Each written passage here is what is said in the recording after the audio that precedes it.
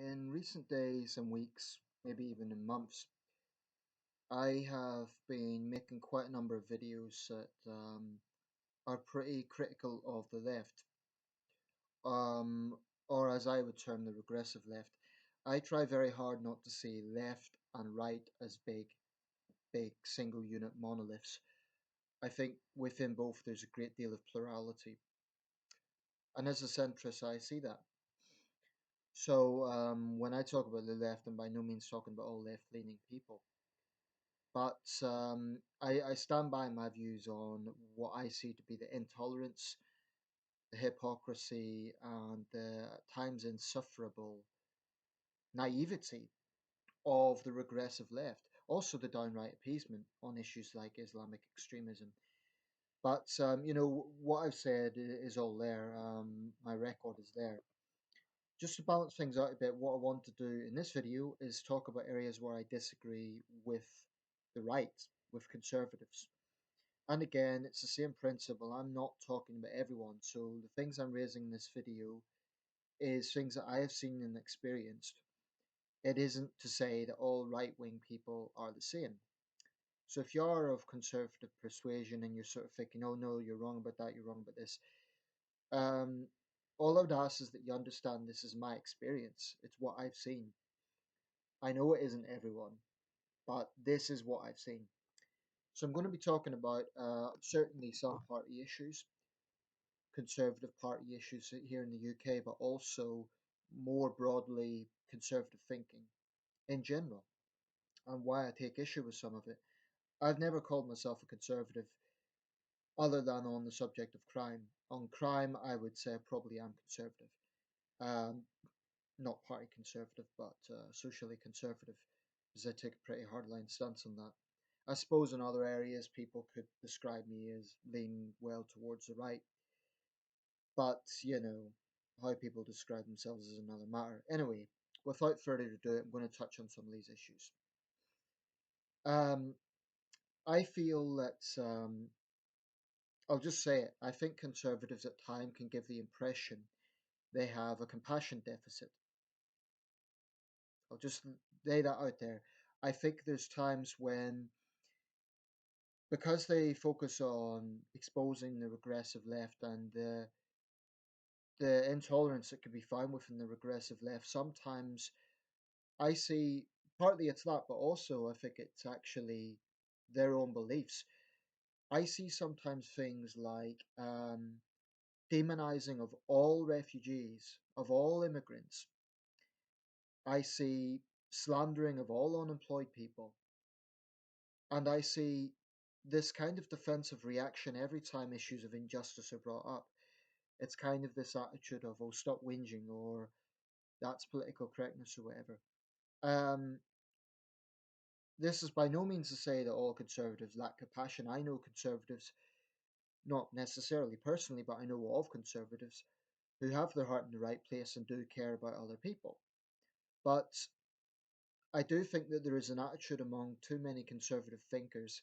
I've got mine, and if someone else complains, then they're just a whinger or whatever. And that can sometimes give the impression of, yeah, a compassion deficit. So the thing is with Trump's election, a lot of the hard left and hard right has been exposed. And in some ways that's useful because it puts things in context. Um, Sometimes I can see conservatives, especially in the States, and there's those who are level headed and they don't demonize all immigrants. They say we see a difference between legal and illegal. Now I'm totally fine with that.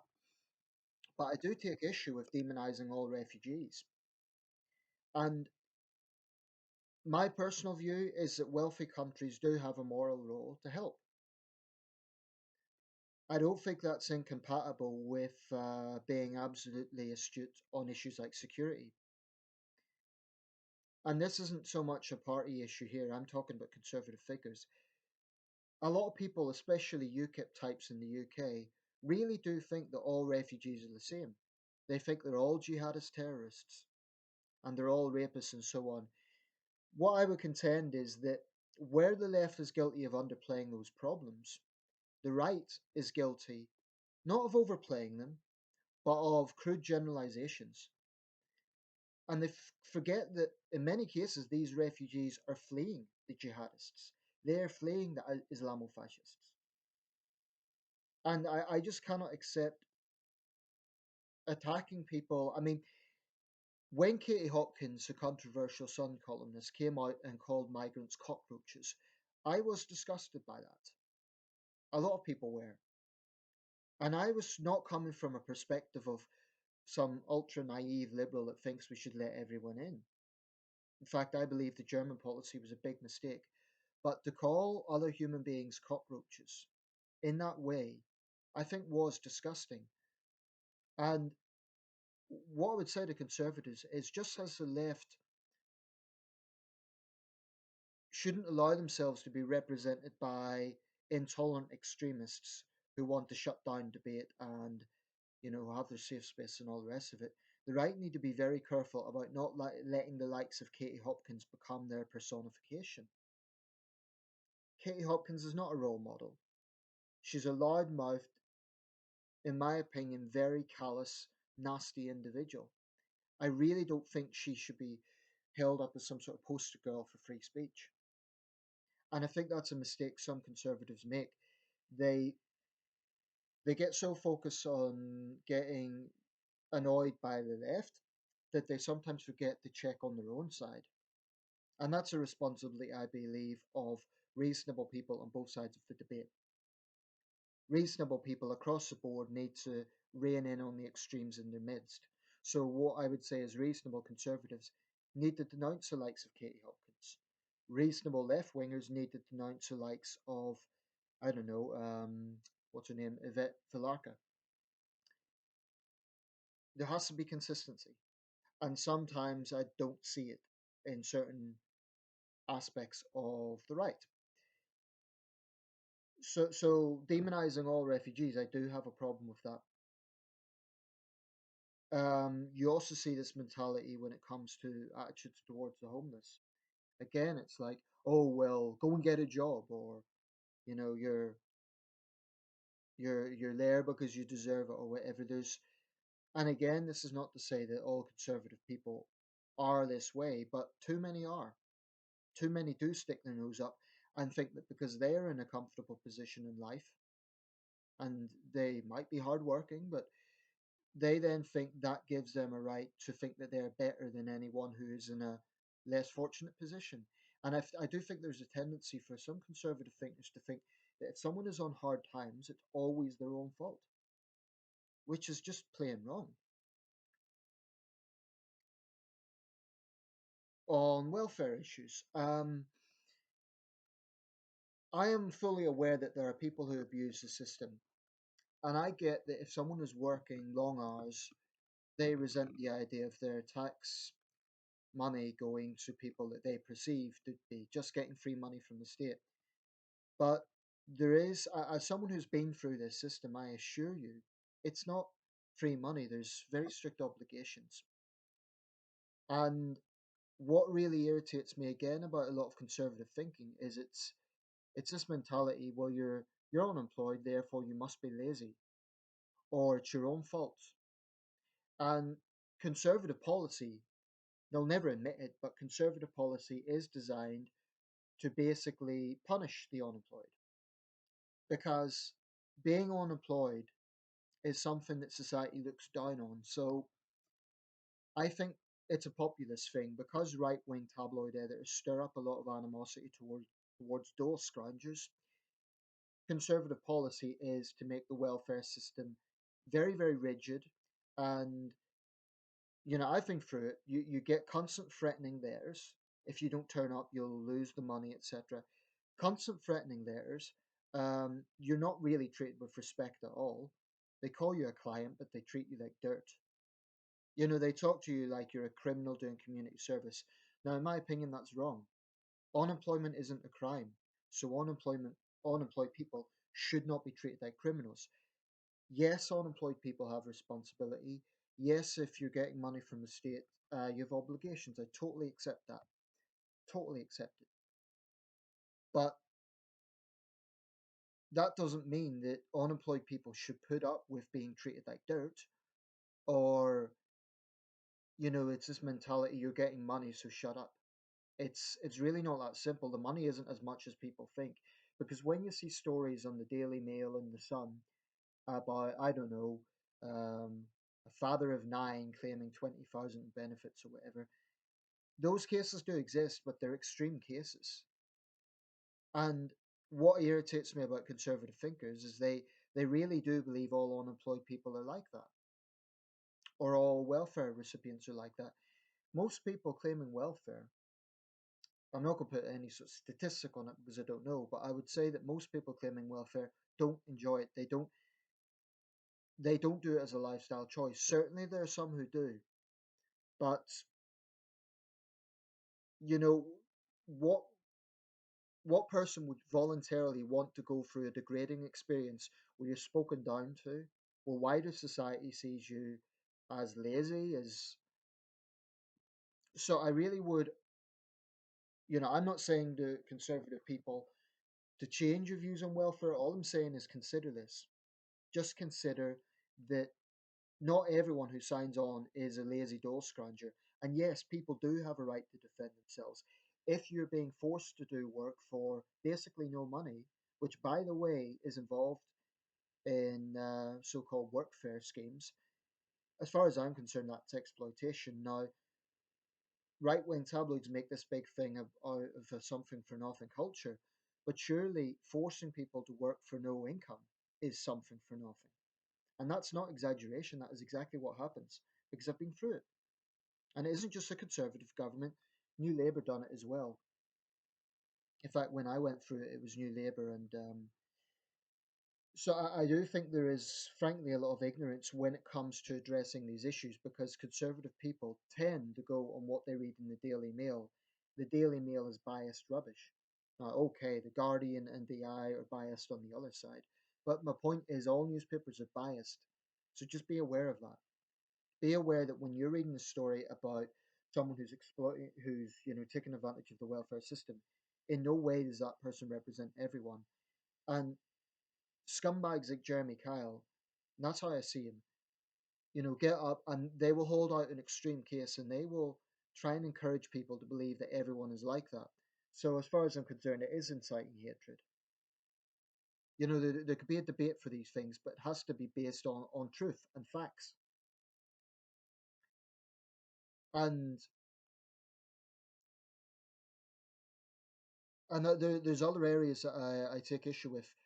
Again, related to employment. I get the impression that very often conservatives are inspired solely by the concept of making profit. Now, I'm not a socialist. I'm not against wealth. I believe if someone works hard and they play by the rules, I really don't begrudge anyone getting wealthy. But I get frustrated sometimes when I can see conservatives immediately defending things that really shouldn't be defended. So when someone is treated unfairly by their employer, when someone is underpaid, when you have an employer exploiting workers, conservatives, if they're not siding with the employer, then they just ignore it and they think it's not a big thing. It is absolutely disgusting that someone in a position of power takes advantage of people who really can't defend themselves. I see no moral difference between an employer not paying their workers the minimum wage and a common thief. I see no difference because the employees are giving something. They're working for that person. They should get something in return. And if the employer is underpaying them, that, as far as I'm concerned, is morally corrupt. It's also illegal if it's if they're not paying the legal minimum wage.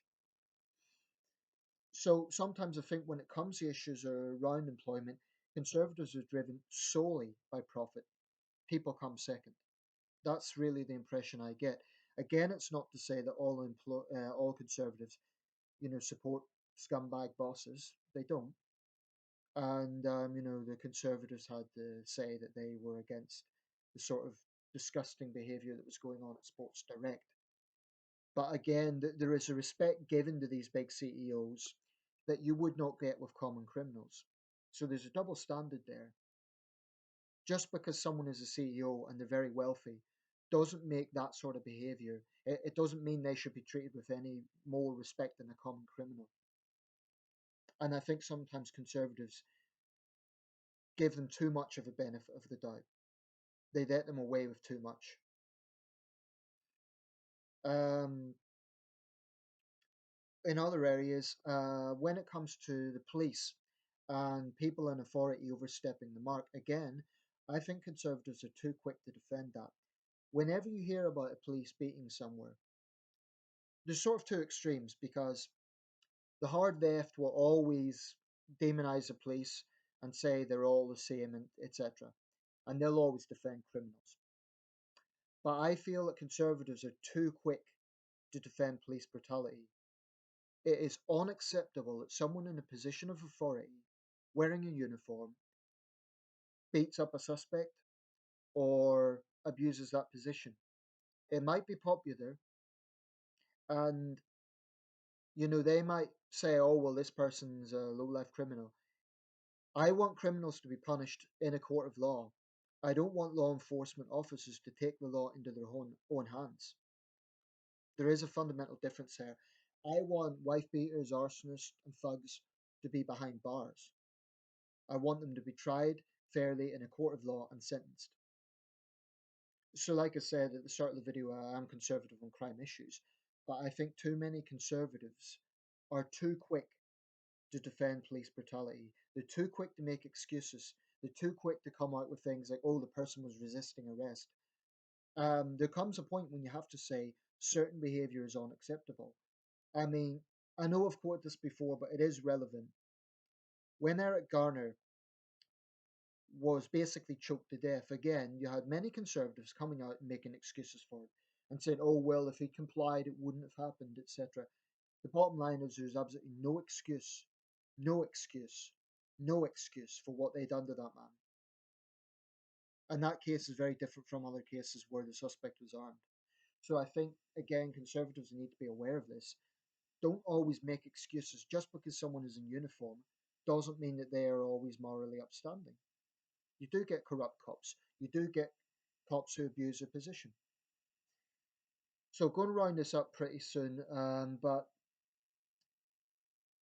those are basically the core issues that I dislike about conservative thinking. Too much of it is based on not always looking at the bigger picture, not always understanding that sometimes there is injustice in society. Sometimes when people are raising issues about something, they're not just complaining, they're not just whinging, there are legitimate concerns. So I will side with conservative thinking on issues like dealing with Islamic extremism, on not just letting mass immigration in without checks, on being tough on crime, and on individual responsibility. I agree with all those things. But I do think that conservatives need to be aware that when they always get this defensive attitude when something is raised, um, that can backfire. It can make them look sometimes just like assholes. So that's all I would say. Um, you don't have to agree with things I'm saying in this video. I'm sure people won't, but I just wanted to make this to maybe devil things out a little bit because I have been making a lot of videos on the left, and I don't want people to think I'm entirely right wing and far from it. It is true that in recent months I've probably veered a little bit more to the right because I'm so tired of the way the intolerant left is behaving. But I just want to lay out that there are areas I dislike right wing thinking. And a final point, it shouldn't be forgotten that the Conservative Party here in the UK opposed the minimum wage when it was initially being pushed forward. In my opinion, it was one of the great successes of the Blair government. It was morally justified. It was right. If someone is doing work, they should be paid fairly for it. That's fairness. And I don't know. I cannot understand the mindset of people who would oppose the minimum wage, who would actually think it is okay for an employer to pay as little as they want. I cannot accept that at all. So I'll leave it there and thank you for watching.